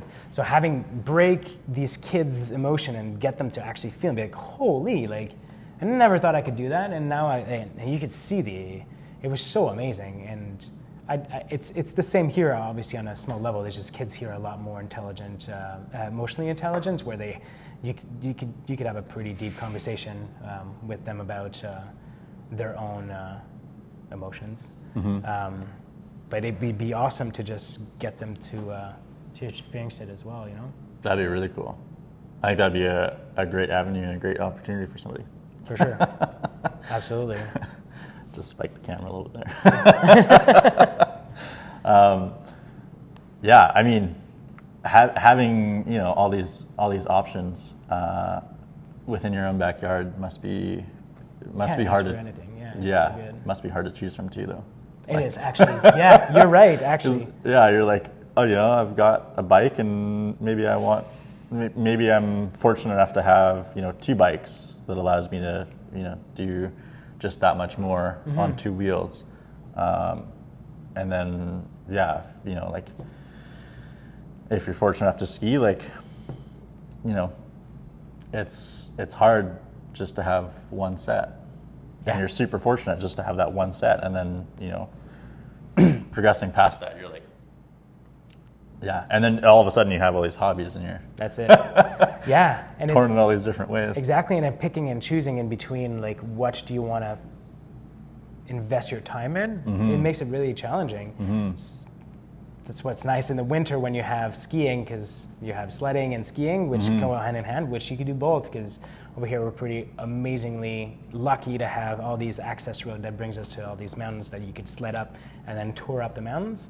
A lot of FSRs, yeah. Yeah, it's so amazing. But then in the summer, like biking, climbing doesn't really work well together. But it's nice, you know, when it's raining. The trails here are beautiful and so well kept that even if it'd be raining, like they're super good. So it kind of gives you an extra sport to do while it's when you can't go climbing. But yeah, it gets pretty hard to try to pick and choose what you want to do, you know. For when you're writing your book, what was, I don't know, can you nail it down to like 3 favorite routes? Oh, that's a good question. That you had while you're crafting your book? For sure. Yeah. So. Is that fair? 3? 3? Yeah, I could narrow down to 3. There's so many locations though in Terrace. I imagine there's. Yeah. So like you have Copper, which is like there and it's great. Yeah. But then you have Terrace Mountain, which is right in town. So it's cool if you just want to. You could even go on your lunch break to go climbing and come back to work in an hour, and you'd have it. And the Skeena Climbing Society have bought perma-draws, which are quick draws that are just lag bolt on there, so that you don't have to bring extra equipment. You just need your rope, your chalk bag, your shoes, and then you could climb, which is awesome because then quick and in and out.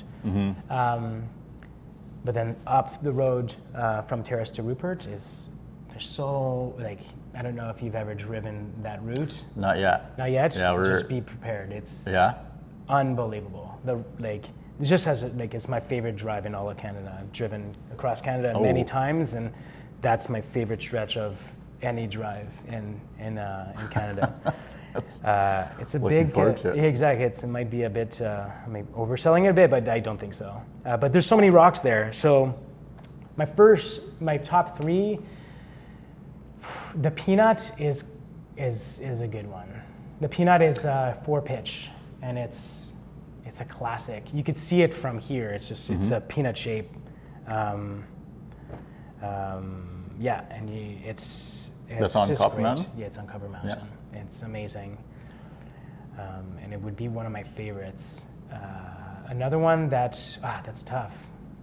It's not. It's yeah. There's one called Reckless Endangerment as well. That's is a 5-pitch, and that one my friends made 2 years or 3 years ago, and the 4th pitch of that is like this beautiful crack, and it's super solid. It's not super scary, and that's definitely a highlight. And then another one for like, I really like Jesus Had It Coming, because you feel like you're in the big mountains because you're like stemming between, like, you know, when you're a kid and you're in like your hallway of your house and you jump and you go like this. Yeah, so it's kind of like a bit of climbing like that. I like when I get to feel like a kid again and that's like doing wild. so that one's pretty cool for that. I like that. But up the highway, there's actually, that's something that would be cool to talk about as well, is that there's this Skeena Climbing Society is hosting the X2 festival. So it's going to be the 3rd one. And at X2, there's a climb called Where the Well Things Are, and it's an 8-pitch 5/8.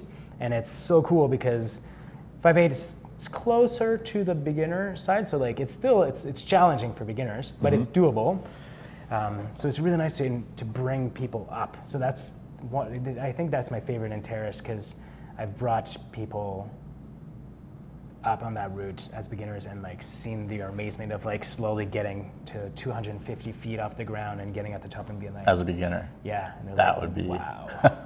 Yeah, it's really cool. That would be pretty wild. Yeah. So, but yeah, it's I would say that those are my 3 top 3. So, Terrace Mountain. Yeah. Peanut on Copper Mountain. And then... Reckless Endangerment on Copper. Right. The Peanut. And Where the Well Things Are, with a honorary mention of Jesus Had It Coming, because you're stemming on the corner, which is nice. How does Do you know the story behind the names? Not reckless endangerment, yes. Mm-hmm. The peanut because it looks like a peanut. So that's. Is this like a nobular? Like I'm imagining. I'll show you a picture on the book. Oh yeah, for sure. It's I took a.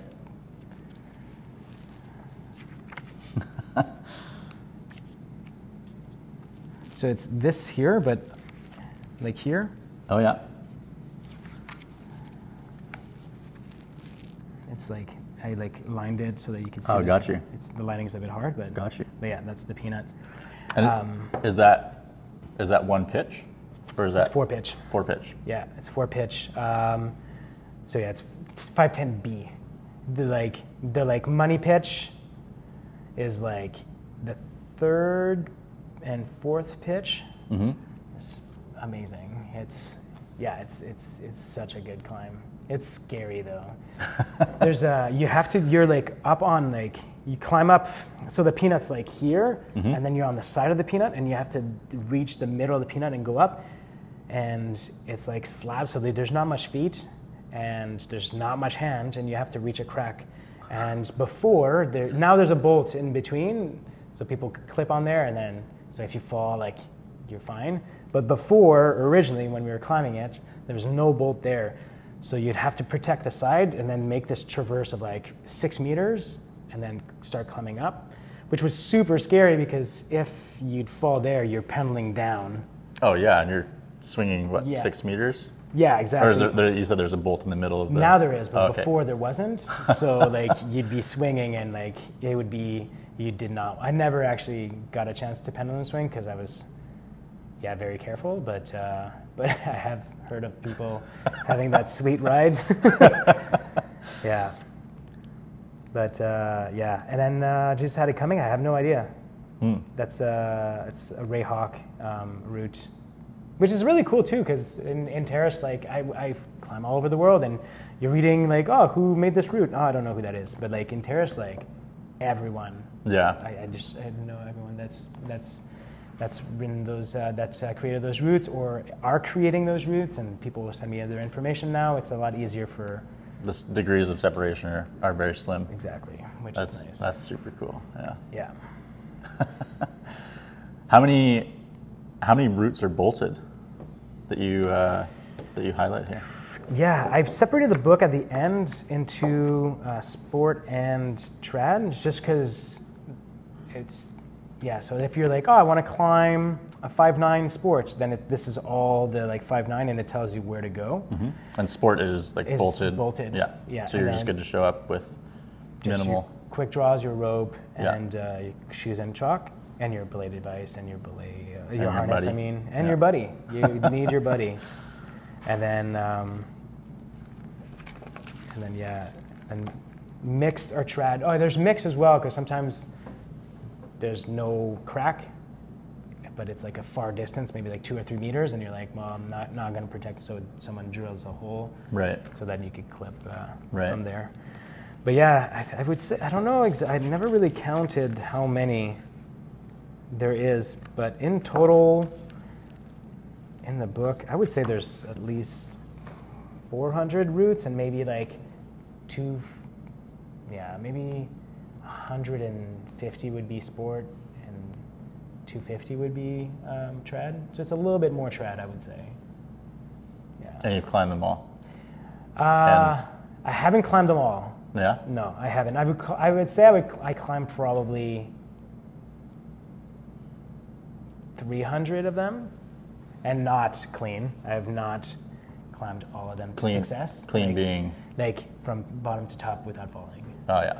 Yeah, like you have. That's what's really interesting climbing too. You have like you called like an on-site is you don't know anything about the route and you climb it for the first time and you get to the top without falling. It's called an on-site. Mm-hmm. Red point is when you're practicing the route and then you send it. A flash is when you know information, so someone's like, okay, the crux is right there, and that's the move to do. You're like, okay, and then you get that information, and you climb it for the first time without falling. Mm-hmm. You had a bit of information. On-site is just that you have no idea what the route is. You just show up and you just show rock up and it. you climb it, and you solve the puzzle as you're doing it. So, How would if you would paint us a picture of, somewhere, I don't know, and you could probably choose one that that you explain well, but like, if I show up and you're giving me intel on the crux, how would you explain that? First, I talk about it's all about body movement, right? So I would explain the holds that are available to you, but I wouldn't. I actually like it takes like, especially in the day and age of mansplaining as being so popular. I try like I really don't say anything unless the person asks me, because you could be like, you're so focused into your world, and if someone's yelling at you like all these, do this, do that, do that, and you like, I didn't ask. For sure. I'm trying to solve it. Like, I don't want your help. So you have to be careful. And like, if you go to gyms in towns, like you hear that all the time. People are just yelling all over the place, like, put your foot there, do that. Like, so I only give advice if they ask me. Yeah, I would just give them, okay, you might not see that hold, but that hold is really important. Like, oh, okay, thanks. And then if they're still struggling, then I'll give them another piece of advice. So I just don't want to solve it completely for them. But everyone has their own like kind of opinion on the matter. But I like solving problems and for sure. problems. So like, I feel like maybe I wouldn't want someone to just solve it for me, because it's my only time to be able to solve that problem in forever. You know, it's like I have one chance to solve this problem for the first time. So don't ruin it for me. I guess that's my approach. So for those minds that are extremely active and want to have that challenge, it's best not to give too much information. Exactly, unless they ask. You know, sure, like sometimes I'm like level 2, getting close to level 3 fun, where I'm like not stoked. Yeah. Then I'll be like, okay, how do you do this? Like, am I missing something? And like, yeah, and then they'll help me. Is that infuriating sometimes? When you're like yeah. level 3 and actually the most infuriating is when you know you can do the move and you just can't. You just, for some reason, like, haven't thought about it, or just can't do it at that moment. Physically wise, you're like, or slabs is so loving and hating it. It's just it's there's no holds. It's just you're like friction, but it's not overhung or vertical. It's a little bit this way, so you don't need holds. So like sometimes your balance is just not there, and you're not able to succeed in your being closer to the wall to use the holds properly. You know. Yeah, fair enough. I think I maybe worded it wrong. I was curious if you could paint a picture of, for a beginner, what it would sound like to get intel and instruction maybe on a challenging piece, if somebody has never heard it before. Yeah, I would. Okay, sounds like good. A willing question of like, oh, how would I approach this? Because I've never done this before. What I usually say when I bring someone new, I usually say like, have you ever climbed a ladder? And then they say yes or no. Sure. Yeah. And I was like, how do you climb a ladder? And then they say, well, I take a step and I use my hands. And I'm like, okay, think the same way when you're rock climbing. Because a lot of people look up and they just think they only have arms. They don't think they have legs anymore. So they completely forget about, if you climb a ladder with your arms, you'd be dead by the time you get up. You'd be so tired.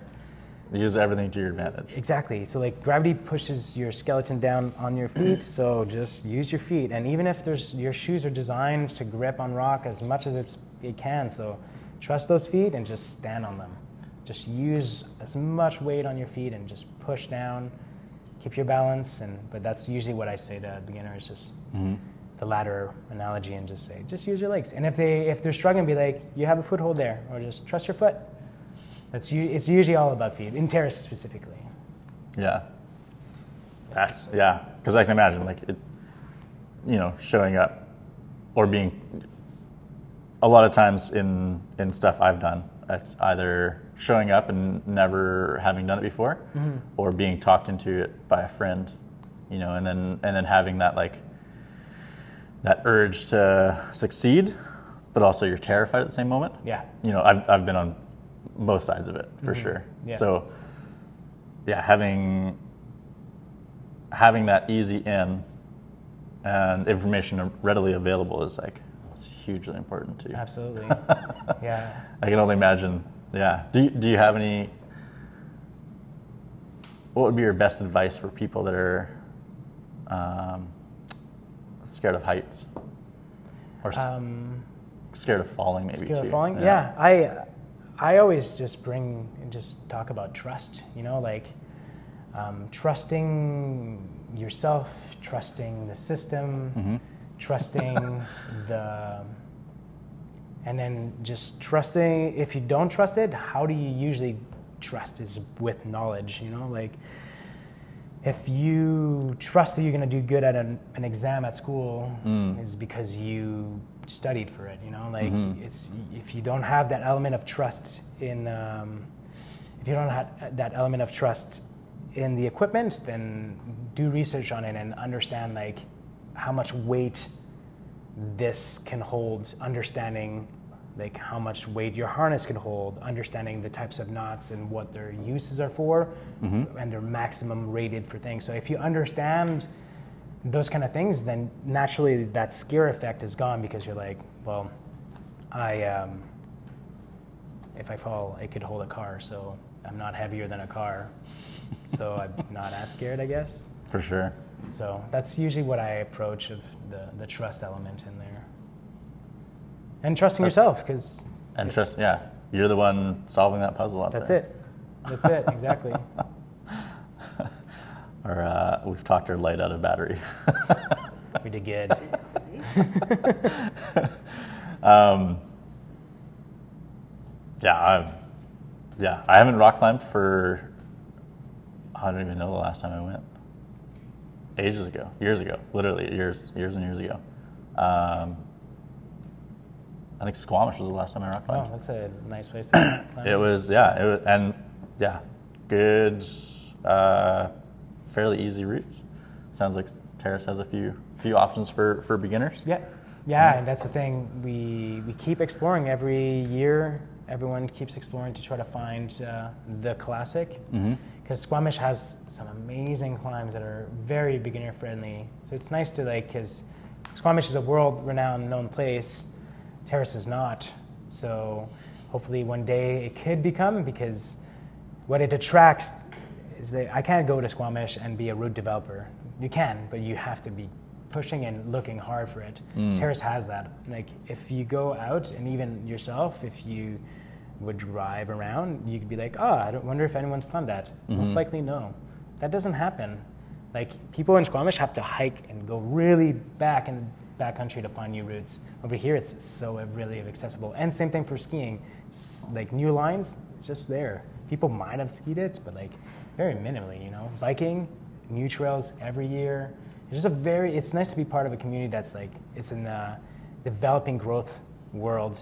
There's not many places like that left in the world. It's usually pretty much very developed, you know? Yeah, that's true. So, but Squamish is a really amazing place for, in terms of, in BC, for degrees of different challenges that you want. It's really amazing. But also like we were talking about before, accessibility is huge there. So then you're going to have, you know, all the benefits and troubles of that as well. So this is like, you want to go on an easy route, but you'll have to wait in line. Yeah. And that doesn't happen here at all. One time, our friend Gary made a route called Tiptoe Through the Tulips, and we wanted to check it out. And we woke up early in the morning, went to climb it. As soon as we got to the base, a car pulled up, and we're like, I wonder where they're going. Got to the same route, and we all climbed together because we're friends. But we're like, we feel like Squamish. We feel like there's a lineup, you know? And it just felt so surreal, because like I never climbed in Terrace and had a lineup. I never had to wait for someone. That's just not a thing, you know? And most places in the world, it's kind of like that, unfortunately. Yeah. Well, fortunate too, because people are enjoying something spoiled. outside. Yeah. But spoiled in a good way here. We are definitely spoiled. What's do your kids have a favorite route, or your wife?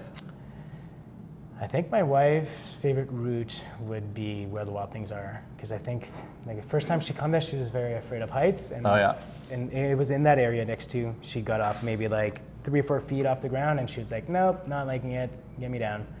And we did, and everything was good. And then a year or 2 later, after just slowly integration into the heights, yeah, she was able to. We didn't get to all the way to the top because of time constraint, but yeah, she got up to the 5th or 6th pitch, which is like 175 feet on the ground. And I was like, that's huge. That's like much higher, you know? So I think if she would be here, she'd probably say that would be the one that like marked her the most, because I think she was very, very proud of herself. I actually have a picture of her when we were up there. Yeah? Yeah. Oh yeah, look, that face is just... Right? Yeah. Yeah. She was... All the joy. That's it. Yeah. Oh my God, man, that view. Right? Yeah, it's... Yeah. Even halfway up, I imagine is yeah, like, exactly. So this is pitch 5, and there's 8 pitches. So there's another 3 pitch on top of that, which is, brings you to 250 feet. And then you get to rappel down, which is another fun game in itself, because you're just, you don't have to worry about anything other than just appreciating the view and making sure your system is bomber, because that's where accidents usually happens, because people are just too eager to get down. But you can do it safely. But yeah, talking about X2 just real quick, for the festival. So it's really cool. I don't know if anyone's going to be watching that need this information, but they've organized it super well this year. Talk. Yeah, because so multi-pitches are something that not many people get to do, because it's an extra kind of piece of information that's hard to get by. You need to know how to climb lead, to be able to belay from the top, create an anchor, and have like the skills to not freak out if there's something that happens. If your rope gets stuck, you need to be able to problem solve. So you need to be pretty advanced in rock climbing. So a lot of people don't get a chance to experience multi-pitching. But what's really cool with the X2 festival, and what's aimed to be, is that on Friday, people show up to X2 at the campsite, set up their camps. There's top ropes set up at the Sport Crag at X2, so they just go and hang out. But then on Saturday, you just write your email, you send an email to the society or on Facebook, and they will pair you up with an experienced climber so that you could do a multi-pitch.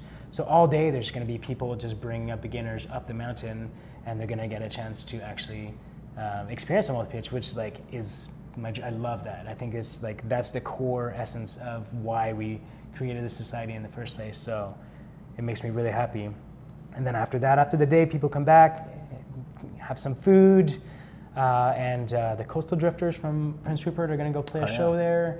And then after that on Sunday, people are going to float the river, or kind of choose your own adventures. People float the river or go do some multi-pitch or do some top rope. So kind of introduces the new climbers of town in town to with the older and the beginners. So it's a good way to meet new climbers and a good way to get your climb on, you know? That sounds like a great environment. It is. Yeah. It's pretty pairing the new with the experience and giving them that chance. That's what I was saying before, is even if you don't make it to the top, the middle of the pitch, you're going to have these stunning views, like the book. And I think up to you if you want to show a few things in here, or let them for sure seek out the book themselves. No, I'm all about community, knowledge being passed on. You know, I want people to climb safe. I want people to enjoy what was my tears and sweat and love for the past 6 years. So.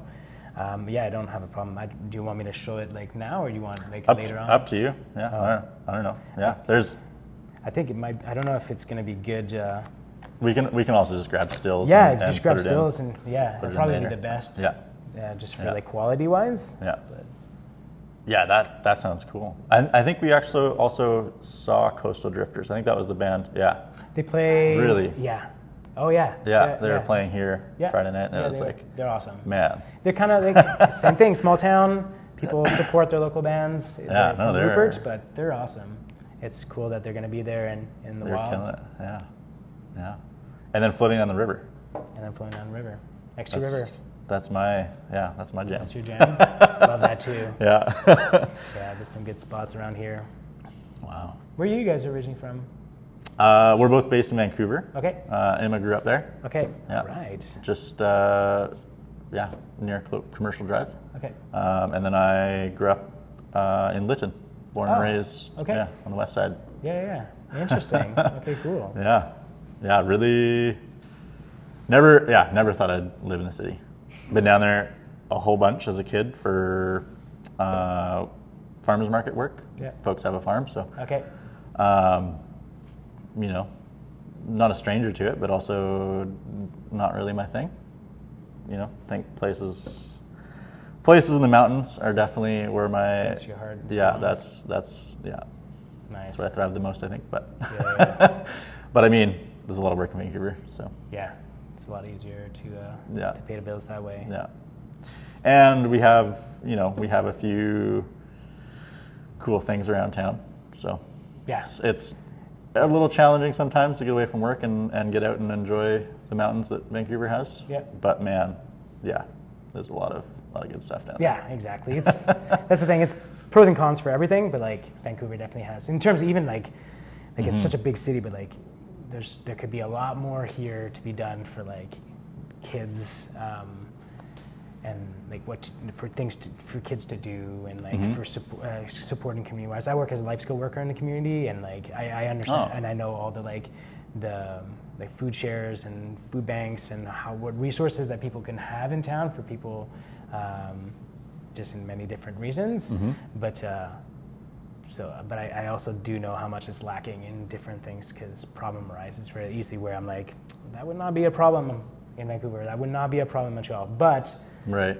I could see clients really quickly and often because I don't have as many as in town. Like you're on the waiting list a lot more, so there's pros and cons in everything, you know. Yeah, for sure. Do you want to speak on that a little bit? On what? Sorry. On what you're doing day to day. Oh yeah, So I work with in mental health and addictions. So a lot of my clients, either have addictions, or mental health problems, or they're elderly, and I just help them with their day-to-day kind of problems and help them give them support and teach them ways to be successful on themselves and be able to live in community by themselves. So let's say it's kind of like if you break your arm, you're going to go to the hospital, but if you have a little bit of an emotional trauma, you could go to a hospital, which is completely fine, and then just your recovery back into community as well, so that you could be as successful as possible instead of falling through the cracks and then going into a direction that's not as ideal, I guess. So yeah, just supporting people, and it could be a broad range of things, and it's really great. I get to meet the same thing. I meet so many local figures that are well known, but also not well known, because they're sometimes a little bit more scary to approach. Which they have heart of a gold and the story of something you wouldn't want to wish on your worst enemy. You know? Yeah, it's wild. Like you can be walking down the street and say hi to somebody a few times or once or whatever, but hey, you never know what their story is, and everyone has one. And it's absolutely. It's such a strange concept to be able to everyone. It's hard to step back and realize that my life is not the life that everyone lives. Like as a kid, you grew up and you're like, every kid grows up this way because why not? This is my experience. And then, but later on as adults, you'd think that we'd get to understand that a little bit better, but then you don't. Someone will like bump into you by accident, and you'll take it personally and say like, what the hell? But you don't know that maybe that person's day has been like completely you're the least of the problem right now, because they've literally been through hell all day or all week or all year, and you could be anyways, we don't really put ourselves in other people's shoes often, and I think it would be benefit for our world to learn to do that a little bit better. And I think this job really helps me level myself down and think of others before myself, I guess. Which could go, yeah. I mean, yeah, I think everyone would benefit from that. Even if you're you're doing it, step back and think I'm doing it day to day, or however many times you do it. But yeah, really think about that, because that's it's a huge part of community, because you have no idea. And you have a chance to improve it, Yeah, which just makes it that much more rock solid. Exactly. Going to Vancouver, your feeling of it's hard, right? You don't feel like you're really changing, you're helping the community, but you don't feel like you're having a growth, and like because it's so big, there's so much happening. Over here it's nice because like I could see my clients doing better, I could see people talking, and there's always the unfortunate ones that are a little bit less open-minded and a little bit more, I guess, individually self-centered, but you can't win them all, you know? Yeah. Just bring the message and talk about it so that people could understand that it's not really their choice. Yeah. Yeah. That's wild. I had no idea. Yeah. I had no idea you were part of that. Yeah, it kind of got sprung up to me just randomly. Oh, yeah? Yeah, I don't know. I didn't choose to go into that world either. I studied to become a police officer, and then at 19 I was done, so I was like, I'm way too young to be going to a call and saying to a family that that's not how, and applying rules. I was like, I'm going to start traveling, and I traveled the world for 12 years, and then I found this place, and I was like, there's no way I could become a police officer anymore. I like what I do now. It's nice to be a lot more communal. Police used to be a lot more community-based, and now it's, unfortunately, it's harder to be community-based when you have all these heavier problems that weigh on you. Yeah, that's a whole topic, I think. Yeah, I probably have some opinions about that, but that's wild. Yeah. And having that foresight that you're like, no, I'm not ready yet. I'm too young, and it sounds like you're cognizant of your inexperience, and you wanted to go and gain some. Yeah. And Yeah. And it seems like you've also done that too. So it's like, yeah, it's wild what life can throw at you, and the different. Yeah, I feel like we always become better when we're pushed into like places that we're not really if we could always learn more, you know, like, and if it makes me laugh when people are like, I'm done my studying, I'm done going to school. It's like, yeah, but like every day you're going to learn something new that you wanted or not. Having kids, I learn things every day about myself because they throw me a curveball emotional-wise that I did not expect to react this way, you know, like, and that's the lovely part about life, is that you never know where it's going to go. You just kind of like catch it and then see how you're going to deal with it, and just absorb it a bit so that it doesn't have a big of an impact, and just drop the ball, or I don't know. But it's nicer to be to take it as a learning. Like, I'm every day, please teach me more, you know. Yeah, there's always more blank pages in the back of the book that you can always fill. That's it.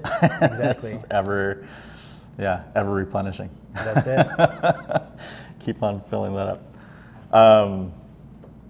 That's wild. Yeah, I might have to rebook another interview with you and just talk on that subject alone. Yeah, if you want. Not that I'm like anyone that is like I'm not probably the best person to talk about this, but like I don't know. I enjoy talking about these kind of things as well, and I think it's important for people to feel at ease to talk about these kind of things. But like there's just definitely more clinically well-spoken people that could speak to that matter than me, you know. Just Hugo. Humble Hugo. That's wild. No, I think that speaks right to it. Is there anything that you think we left out, or anything else you want to touch on? Not really, no. Any other events coming up? I'm like 50%, because I know the community keeps asking, but I'm 50% done the bouldering guidebook, so the more help, and Riley's been super helpful. But yeah, the bouldering guidebook, hopefully next year. I'm crossing my fingers. I just was able to purchase myself a new computer. My old computer like died with this one, but I found it in the garbage and fixed it, which went a long way, you know. It was good. But and I also wanted to take the chance to say thank you for doing this. Like, honestly, like this whole part of like we're getting further and further away from what society was built to do, as staying connected as a community. Just nuclear families is becoming the norm. Like, communities are usually the ones that help us grow as a human, family-wise, or just as a citizen. So these little projects is what really keeps those like dreams and ways of life alive, you know? So thank you for doing this. This is really neat, and I think you're gonna get some really awesome interviews, because that's usually the people that, it's kind of like when you get to like a big company, and usually the leaders that get promoted are not the leaders, it's the people with the loudest mouth, and they're usually the least interesting people. And the people that are quiet, that are actually the leaders and running the machine smoothly, are the ones that are like very humble and kind of keeping to themselves. So I think you'll be able to interview a lot of those little humble, quiet people in the community with this really good idea. So, thank you. Yeah, no worries. Yeah, with the sense of community here, and just people's like friendliness, and you know, their encouragement is like, yeah, it's huge. It's been the cup's overflowing for sure. That's awesome. That's really good to hear. Yeah. Cool. Man, words of wisdom with Hugo. Yeah.